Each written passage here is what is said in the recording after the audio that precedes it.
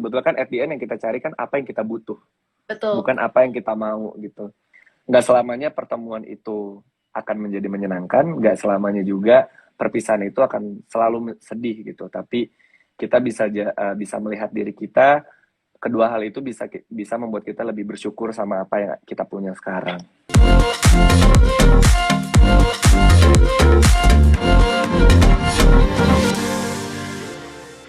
Sekarang kira mau tanya bercerita mengenai pertemuan dan perpisahan nih, serta kebahagiaan dan juga kesedihan.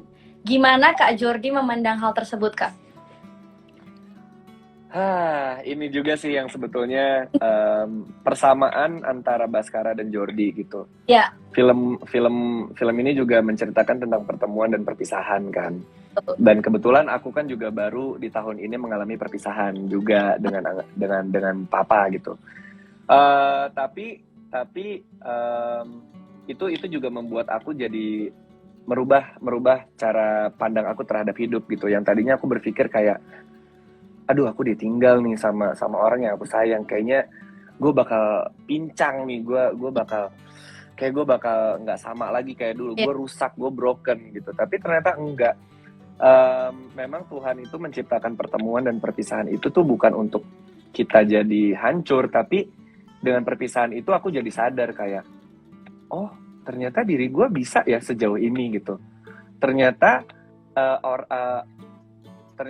aku selalu menganggap aku nggak bisa hidup tanpa dia gitu. Ternyata aku udah sejauh ini gitu. Ternyata diri aku tuh jauh dari itu gitu. Jadi aku menganggap perpisahan itu bukan suatu hal yang menyedihkan, tapi bisa jadi adalah blessing gitu. Kayak aku bisa mengenal diri aku lebih dalam lagi, jauh lebih dalam lagi.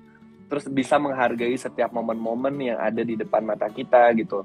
Biasanya mungkin kita suka lupa sama orang tua atau sama anggota keluarga kita yang kayak pulang, dah pergi bye gitu. Padahal kan nggak tahu kita bisa ketemu lagi atau enggak gitu kan. Terus begitu juga sama teman-teman gitu, saking asiknya sama teman-teman, tapi bisa jadi teman itu tuh sebetulnya membawa pengaruh buruk atau apapun yang selama ini tuh kita luput gitu, kita suka lupa sama hal itu. Jadi memang aku melihat pertemuan dan perpisahan itu untuk saat ini, nggak selamanya pertemuan itu akan menjadi menyenangkan, nggak selamanya juga perpisahan itu akan selalu sedih gitu. Tapi kita bisa melihat diri kita, kedua hal itu bisa membuat kita lebih bersyukur sama apa yang kita punya sekarang.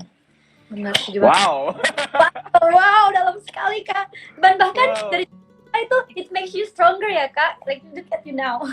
Amin. Iya benar-benar. Jadi kayak apapun yang terjadi untuk depannya jadi bisa, karena kita udah tahu kemampuan kita kan, kayak nggak masalah. Gue udah pernah mengalami hal yang lebih dalam dari ini. Betul. Kayak gitu. Kak Jordi pernah ngerasain ini nggak sih quarter crisis tentang cinta? Tentang cinta? Ya. Tentang cinta pernah mungkin ya, tapi kan umur aku kan sekarang udah nggak muda ya, maksudnya aku udah mau mendekati kepala 3 gitu sebentar lagi. Mungkin persoalan cinta di umur 20-an, awal-awal early 20 itu ya pernah gitu, dan memang kalau aku inget-inget tuh ketawa sendiri gitu kan, kayak ngapain sih Jor lu dulu kayak gini, ngejar-ngejar orang, disakitin orang masih ngejar. Terus yang kayak mengejar orang yang sebetulnya kalau diinget-inget enggak, itu tuh cuman ego aja gitu. Sebetulnya kan at the end yang kita cari kan apa yang kita butuh. Betul. Bukan apa yang kita mau gitu. Kayak gitu sih. Ya pernah mengalami masa-masa itu dan lucu sendiri. Apa? Lagi di momen itu dimana aku kayak aku yang aku inginkan.